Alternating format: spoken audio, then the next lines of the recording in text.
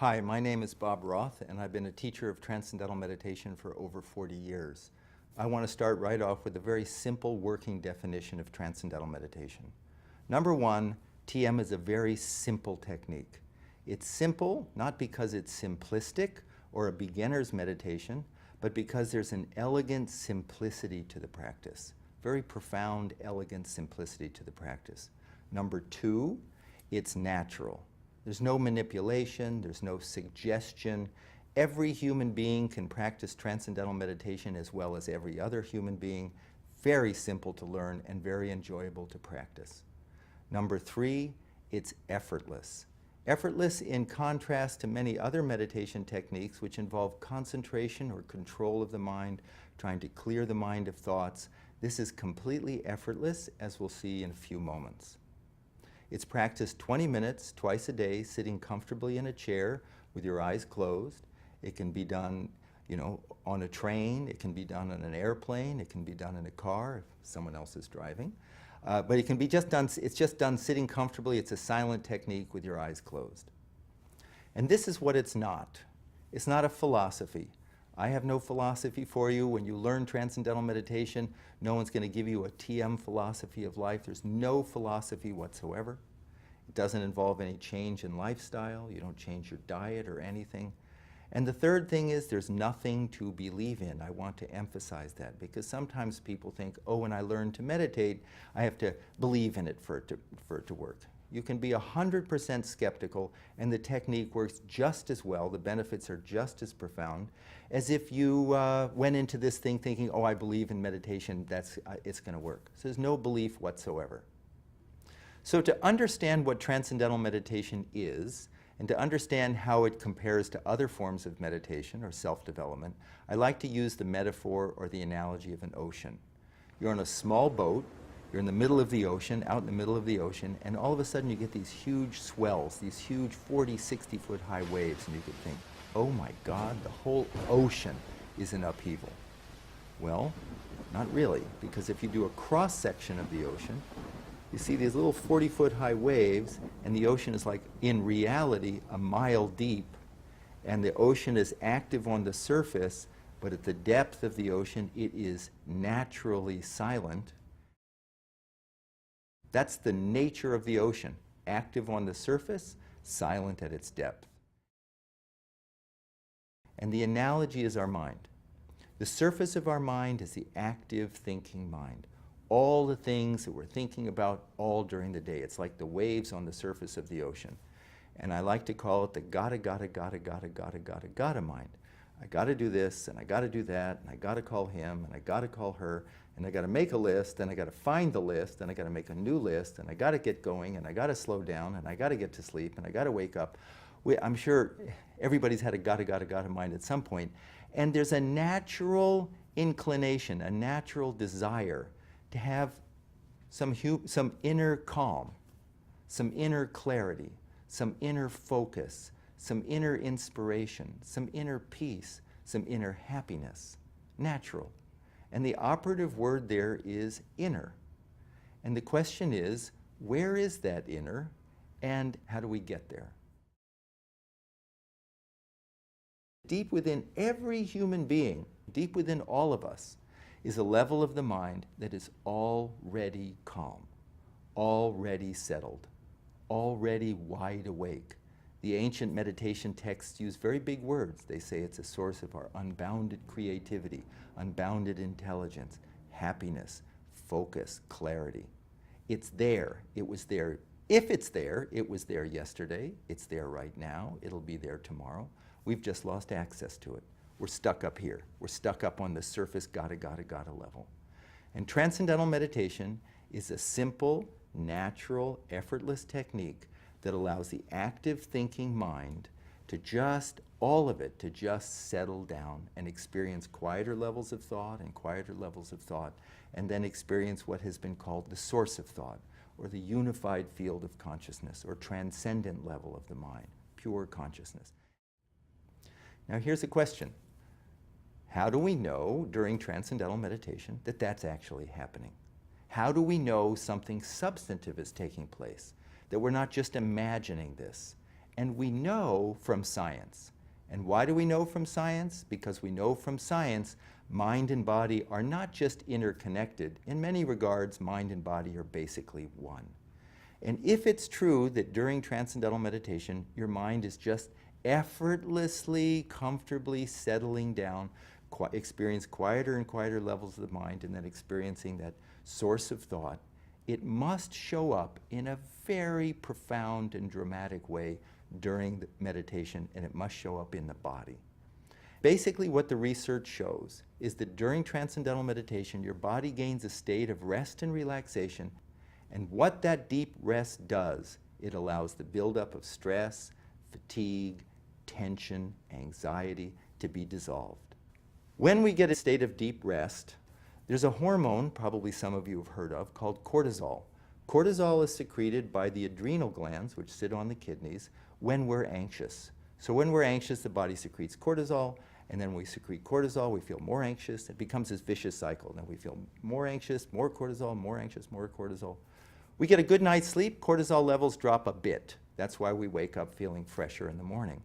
Research shows that 20 minutes of transcendental meditation, cortisol levels drop 30%. It's a significant reduction in this anxiety hormone. Serotonin levels, a neurotransmitter, which is so-called the happiness neurotransmitter. There's an increase in serotonin. There's an increase in another hormone called prolactin, which is present when there's a feeling of well-being. Other research shows the results of this, the benefits of this, is a significant reduction in high blood pressure, in cholesterol, reduction in risk of heart attack, stroke, atherosclerosis, a reduction in all sorts of range of disorders like bipolar disorder, trait anxiety. In the last 40 years, there have been over 340 scientific studies published in independent peer-reviewed journals, including the American Medical Association's Journal, Archives of Internal Medicine, the American Heart Association's Journal, Stroke and Hypertension. Wide range of some of the most respected journals in the world have published research on transcendental meditation. The National Institutes of Health have provided $26 million to study the effects of transcendental meditation on stress and heart health. The Department of Defense just provided a $2.4 million grant to study the effects of transcendental meditation on post-traumatic stress on soldiers who have come back from war-torn areas. I think one of the really interesting areas of research is the effects of transcendental meditation on the brain. This is interesting because every experience we have impacts the brain in some way. And so research on transcendental meditation shows very clearly the effect that it has on different parts of the brain, including the amygdala, which is at the center of the brain, and that's your fear center, the frontal lobes, which is the executive functioning, and on both hemispheres of the brain, which is the so-called analytical and intuitive aspects of the brain. And what they find is, what the research shows, is that during transcendental meditation, there's a strengthening of the connections between the frontal lobe and the back of the brain. This is important because the frontal lobes govern decision-making, planning, judgment, problem-solving, sense of self, ethical reasoning. Everything good about the brain depends upon the connections between the front of the brain and the back of the brain, between all aspects of the brain. And stress rips apart, you could say, as if takes the frontal lobes offline. That's why, does a stressed person have good judgment? Does a stressed person solve problems, plan well? No, because the frontal lobe goes offline. During transcendental meditation, those connections are strengthened. During transcendental meditation, the connections between the left and right hemispheres of the brain are strengthened. All parts of the brain connect together during TM, and because of something called neuroplasticity, those connections that we have in meditation last in daily life. And that's why people report that they think more clearly, that they make better decisions, they solve problems better. Why students find that their grades go up and their test scores go up. It's not magic, it's now the brain is optimized. The whole brain is functioning in a coherent, integrated way. In fact, there's a spreading of coherent alpha brain waves from the back of the brain to the front of the brain. And alpha brain waves are indicative of a state of restful alertness. And that's what Transcendental Meditation produces, a state of restful alertness. Now the big question is, how do you get there? How do you go from the active thinking, gotta level of the mind to these quieter and quieter and quieter levels to that source of thought? And how do you get there effortlessly? It's there right now. We don't have to muscle it. We don't have to believe in it. We don't have to clear our mind of thoughts. That's trying to stop the waves on the surface. We're accessing a level of our mind that's already calm. It's a wonderful experience. It's a blissful experience. It's a satisfying experience. And how do we get there? The key thing I just said is it's a satisfying experience. You're at a dinner party and you're stuck in a corner somewhere and you're in a really boring conversation, and just a few feet away you can overhear a really interesting conversation. Where's your attention go? You're trying to pay attention, but you keep being drawn to that more fascinating conversation. The natural tendency of the human mind to be drawn towards some field, something more satisfying. Absolutely spontaneously more satisfying. Inside is a field of great satisfaction. Source of thought, great, very charming field. In Transcendental Meditation, we learn how to give the attention of the mind an inward direction.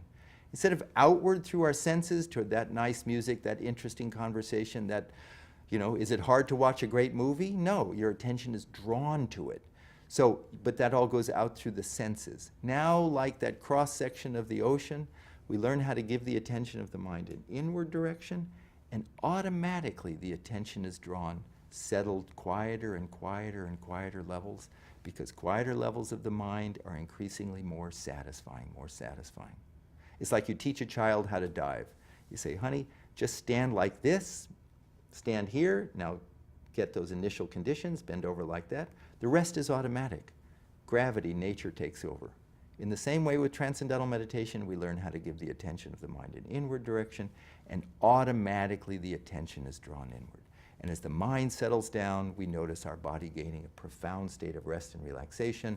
That rest and relaxation releases stress, dissolves stress, rejuvenates the body, and then we're ready to go for the next 6, 8, 10 hours of our day. So for the attention of the mind to settle down effortlessly in Transcendental Meditation, we use a mantra. A mantra is a word or a sound that's used silently. That's number one, that has no meaning. If it had a meaning, then we're stuck on the surface. What does that mean? What does that mean? The intellect kicks in.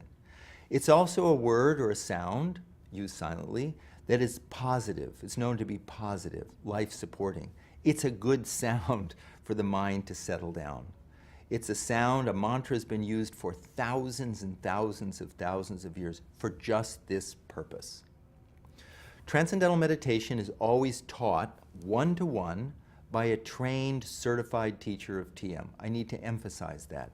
This isn't Transcendental Meditation is not a mass meditation. It's not something you learn out of a book, not something you get from a tape.